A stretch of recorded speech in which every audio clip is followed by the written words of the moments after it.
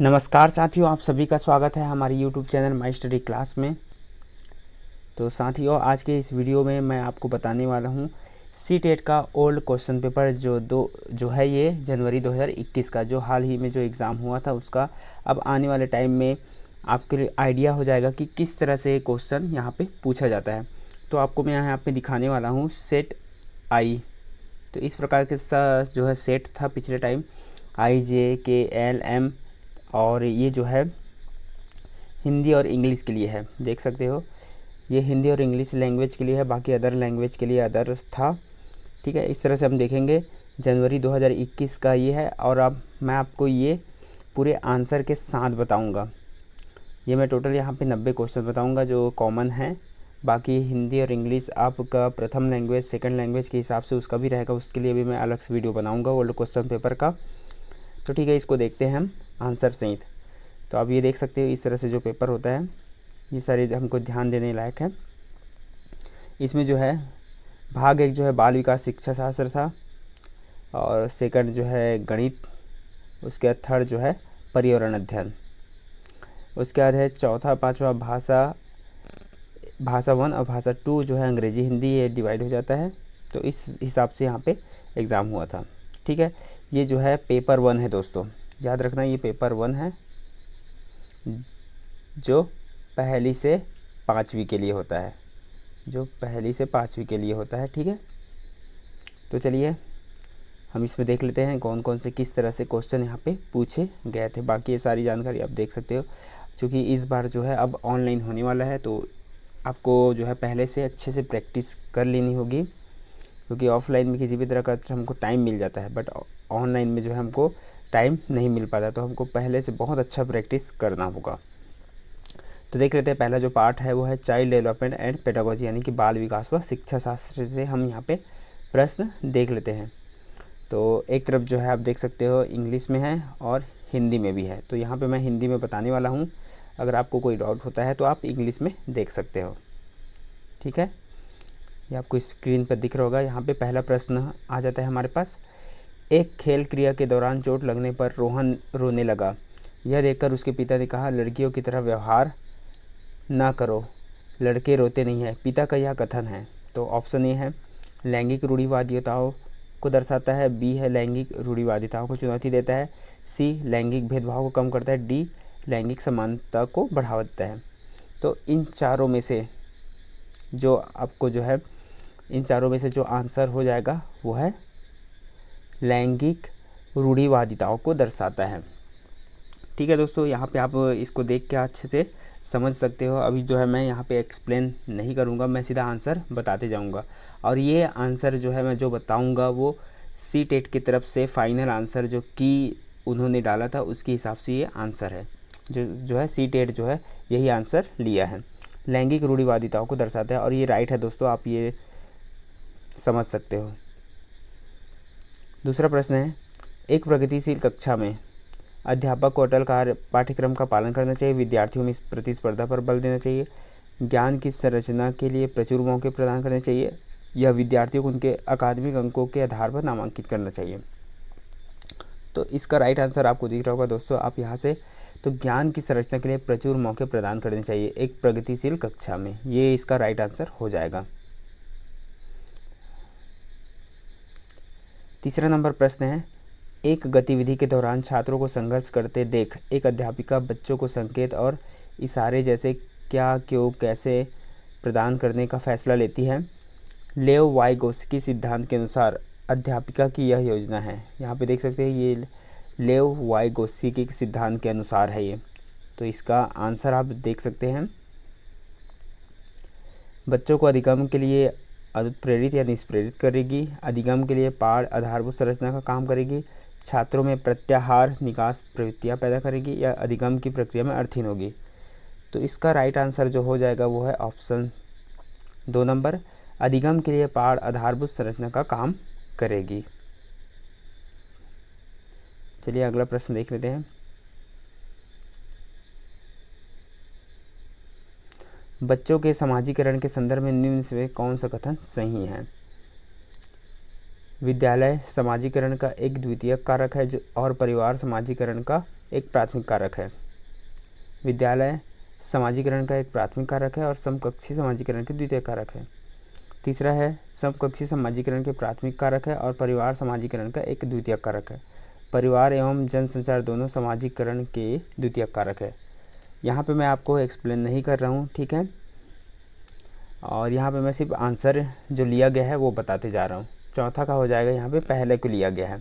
विद्यालय जो है समाजीकरण का एक द्वितीय कारक है और परिवार समाजीकरण का प्राथमिक कारण है, क्योंकि परिवार में समाजीकरण पहले होता है और विद्यालय में जो समाजीकरण वो द्वितीय कारक है। ठीक है, यहाँ से स्पष्ट हो रहा है इसका आंसर।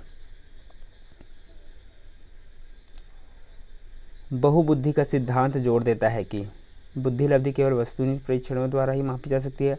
एक आयाम में बुद्धिमत्ता अन्य सभी आयामों में बुद्धिमत्ता निर्धारित करती है। बुद्धिमत्ता की विभिन्न दशाएं हैं और बुद्धिमत्ता में कोई व्यक्तिगत विभिन्नताएं नहीं होती। तो इसका जो आंसर हो जाएगा वो है तीसरे नंबर का, बुद्धिमत्ता की विभिन्न दशाएं हैं, ये इसका राइट आंसर है। छठवां नंबर प्रश्न है, लॉरेंस कोलबर्ग के सिद्धांत के अनुसार किसी कार्य को इसलिए करना क्योंकि दूसरे इसे स्वीकृति देते हैं नैतिक विकास के किस चरण को दर्शाता है? प्रथापूर्व, प्रथागत, उत्तर प्रथागत या अमूर्त संक्रियात्मक? 6 नंबर का हो जाएगा प्रथागत। जब इसके बारे में आप डिटेल पढ़ोगे दोस्तों तो आपको ये ऑटोमेटिक आपको नॉलेज हो जाएगा। अभी ये किस तरह से ये क्वेश्चन आता है उसको आप ये देख लो, उस हिसाब से आप जब तैयारी करोगे तो आपका जो है आने वाले टाइम में पेपर अच्छे से बनेगा। इसलिए ओल्ड क्वेश्चन पेपर देखना काफ़ी फ़ायदेमंद माना जाता है। 7वां नंबर प्रश्न है, लेओ वाइगोत्स्की का सामाजिक सांस्कृतिक परिप्रेक्ष्य अधिगम प्रक्रिया में के महत्व पर जोर देता है? सांस्कृतिक उपकरणों, गुणारोपण, अभिप्रेरणा, संतुलीकरण? तो 7वां का आंसर हो जाएगा सांस्कृतिक उपकरणों। 8वां नंबर का प्रश्न है, जीन पियाजे अपने संज्ञानात्मक विकास के सिद्धांत में संज्ञानात्मक संरचनाओं को खाली स्थान के रूप में वर्णित करते हैं? मनोवैज्ञानिक उपकरणों के रूप में या उद्दीपक, अनुक्रिया संबंध, विकास का समीपस्थ क्षेत्र, स्कीमा या मनोबन? तो इसका राइट आंसर हो जाएगा स्कीमा या मनोबन। इसके बारे में भी जब डिटेल की क्लास चलेगी तो आप ये सब चीज़ पढ़ोगे। तो 8वां का नंबर का जो है चौथा लिया गया है, स्कीमा या मनोबन। 9वां प्रश्न है, जीन पियाजे के संज्ञानात्मक विकास के सिद्धांत में पूर्व संक्रियात्मक अवस्था में विकास का मुख्य गुण क्या होता है? अमूर्त सोच का विकास, विचार या सोच में केंद्रीकरण, परिकल्पित निगमनात्मक सोच, संरक्षण और पदार्थों को क्रमबद्ध करने की क्षमता? तो जो 9वां का आंसर हो जाएगा वो है दूसरा नंबर, विचार सोच में केंद्रीकरण। ठीक है दोस्तों, मैं इसको एक एक बार ही बताते जा रहा हूँ क्योंकि ऐसा डिटेल करते रहूँगा तो ये जो है वीडियो काफ़ी लंबा बन जाएगा और डिटेल क्लास के लिए अलग से जो है इसका क्लास होगा। 10वां है, विकास के संदर्भ में निम्न में से कौन सा कथन सही है? विकास की दर सभी संस्कृतियों में सभी के लिए समान होती है। विकास केवल विद्यालय में होने वाले अधिगम से ही होता है। विकास केवल बाल्यावस्था के दौरान ही होता है या विकास बहुआयामी होता है? तो 10वां का जो आंसर हो जाएगा वो है विकास बहुआयामी होता है, यानी कि चहुं ओर होता है विकास। 11वां देख सकते हैं, जन्म से किशोरावस्था तक बच्चों में विकास किस क्रम में होता है? सांवेदिक, मूर्त अमूर्त, अमूर्त सांवेदिक, उसके बाद मूर्त, तीसरा है मूर्त अमूर्त सांवेदिक या अमूर्त मूर्त सांवेदिक? तो इसका राइट आंसर हो जाएगा सांवेदिक, मूर्त, उसके बाद अमूर्त।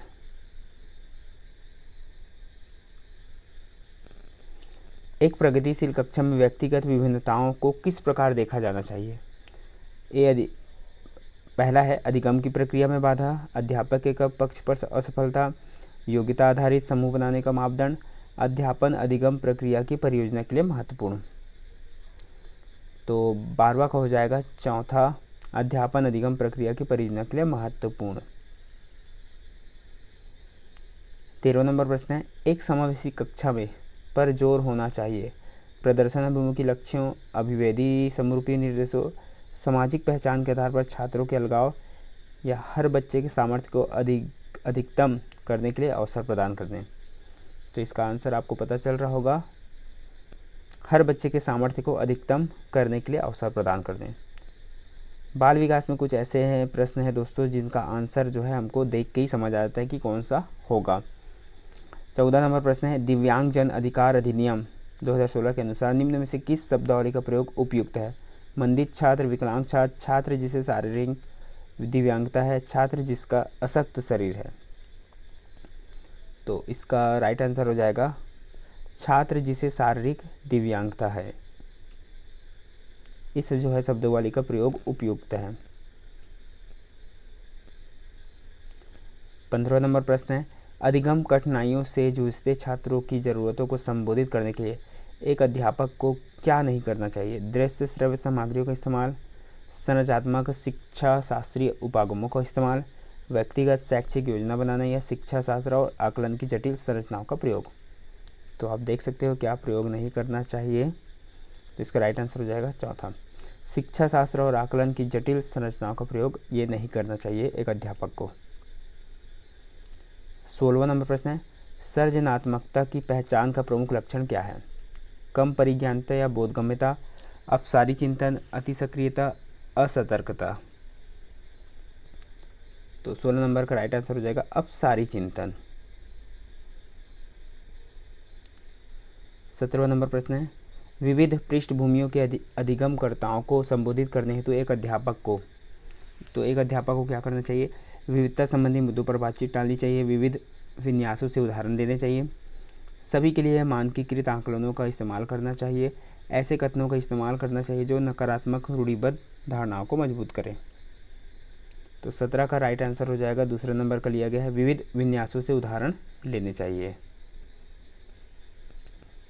दोस्तों बाल विकास ऐसा सब्जेक्ट है जिसमें आपको काफ़ी सोच विचार करना पड़ेगा, उसके बाद ही आप आंसर दोगे। 18 नंबर प्रश्न है, समस्या समाधान क्षमताओं को किस प्रकार सुसाध्य किया जा सकता है? लगातार अभ्यास और कार्यान्वयन पर जोर देकर, समस्याओं के हल हेतु अटल प्रक्रिया के इस्तेमाल को बढ़ावा देकर, समरूपों के इस्तेमाल को बढ़ावा देकर, विद्यार्थियों में डर की भावना पैदा कर। तो इसका जो राइट आंसर हो जाएगा वो है तीसरा नंबर, समरूपों के इस्तेमाल को बढ़ावा देकर। 19वां नंबर प्रश्न है, अधिगम की अभिप्रेरणा को किस प्रकार कायम रखा जा सकता है? बच्चे को दंड देकर, प्रवीणता अभिमुखी लक्ष्यों पर जोर देकर, बच्चों को बहुत आसान क्रियाकलाप देकर, यंत्रवत याद करने पर जोर देकर। तो इसका आंसर हमको ऐसे ही पता चल रहा है 19वां नंबर का 2, प्रवीणता अभिमुखी लक्ष्यों पर जोर देकर।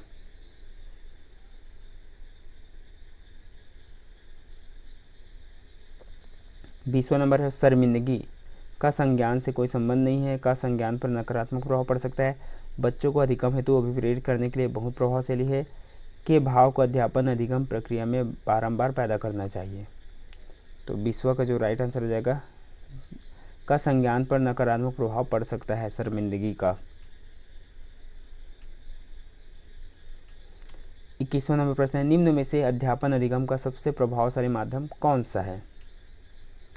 विषय वस्तु को यंत्रवत याद करना, संकल्पनाओं के बीच संबंध खोजना, बिना विश्लेषण के अवलोकन करना, अनुकरण या नकल और दोहराना। तो 21 का जो हो जाएगा वो है दूसरे नंबर, संकल्पनाओं के बीच संबंध खोजना, ये राइट आंसर हो जाएगा। 22वां नंबर प्रश्न देखते हैं, एक अध्यापिका को दिए गए किसी कार्यकलाप में छात्रों की विभिन्न त्रुटियों का विश्लेषण करना चाहिए, क्योंकि इसके आधार पर वह दंड की मात्रा निर्धारित कर सकती है। त्रुटियों की समझ अध्यापन अधिगम प्रक्रिया के लिए अर्थपूर्ण है। इसके आधार पर वह ज़्यादा त्रुटियाँ करने वाले छात्रों को दूसरे छात्रों से अलग कर सकती है। अधिगम केवल त्रुटियों के शोधन पर निर्भर है। तो इसका जो राइट आंसर हो जाएगा दूसरा नंबर, त्रुटियों की समझ अध्यापन अधिगम प्रक्रिया के लिए अर्थपूर्ण है।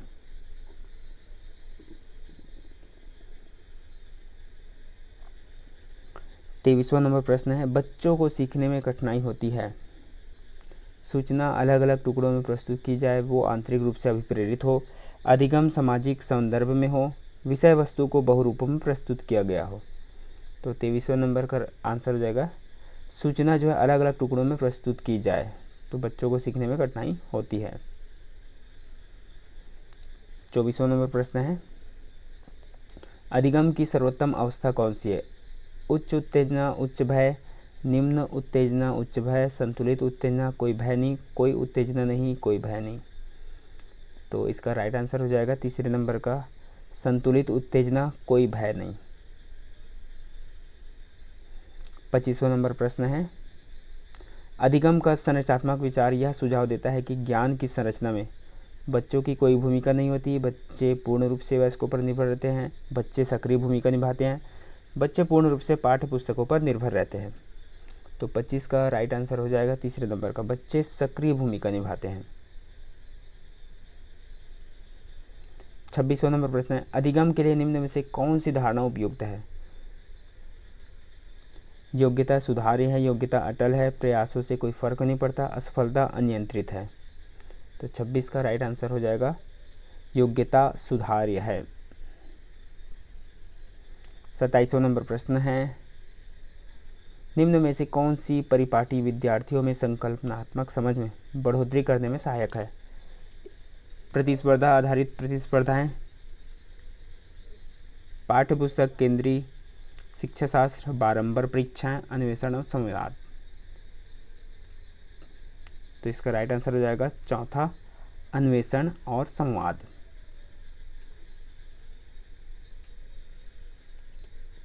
28वां नंबर प्रश्न देखते हैं, एक कार्य के दौरान साइना स्वयं से बात कर रही है कि वह कार्य किस प्रकार प्रगति कर सकती है। लेव वाइगोस्की की भाषा और चिंतन सोच के बारे में दिए गए विचारों के अनुसार इस तरह का व्यक्तिगत वाक्य क्या दर्शाता है? तो संज्ञानात्मक अपरिपक्वता, स्वनियमन, आत्मकेंद्रितता या मनोवैज्ञानिक विकार। तो 28 का जो है राइट आंसर हो जाएगा वो है स्वनियमन। आप इसको अच्छे से क्वेश्चन को अब ध्यान से पढ़ भी सकते हो दोस्तों। आने वाले टाइम के लिए आप तैयार रहें, इसका डिटेल पढ़ने के लिए बुक ले सकते हैं, हमारी वीडियो देख सकते हैं। ठीक है दोस्तों। 29वां नंबर प्रश्न है, मूल्यांकन पद्धतियों का लक्ष्य होना चाहिए। विद्यार्थियों को नामांकित करना, योग्यता आधारित समूह विद्यार्थियों को विभाजित करना, विद्यार्थियों की जरूरतों एवं आवश्यकताओं की पहचान करना, पुस्तक वितरण हेतु उच्च अंक प्राप्त करने वाले विद्यार्थियों की पहचान करना। तो इसका राइट आंसर आपको दिख रहा होगा। 29 का जो राइट आंसर है वह तीसरा नंबर हो जाएगा, विद्यार्थियों की ज़रूरतों एवं आवश्यकताओं की पहचान करना। अब देख लेते हैं आज का जो है आखिरी प्रश्न। यहाँ पे ये जो है बाल विकास शिक्षा शास्त्र का आखिरी प्रश्न होगा आज का। बच्चों के विकास की व्यक्तिगत विभिन्नताओं को किस पर प्रतिरूपित किया जा सकता है? केवल आनुवांशिकता पर, केवल पर्यावरण पर, ना आनुवांशिकता ना पर्यावरण, आनुवांशिकता एवं पर्यावरण की पारस्परिकता पर।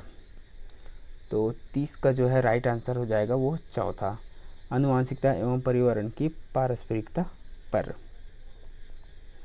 दोस्तों बाल विकास का जो है जो पुराना प्रश्न पत्र जनवरी 2021 में हुआ था, ये उसका पुराना क्वेश्चन पेपर आपको मैं यहाँ पे दिखा दिया आंसर के साथ में।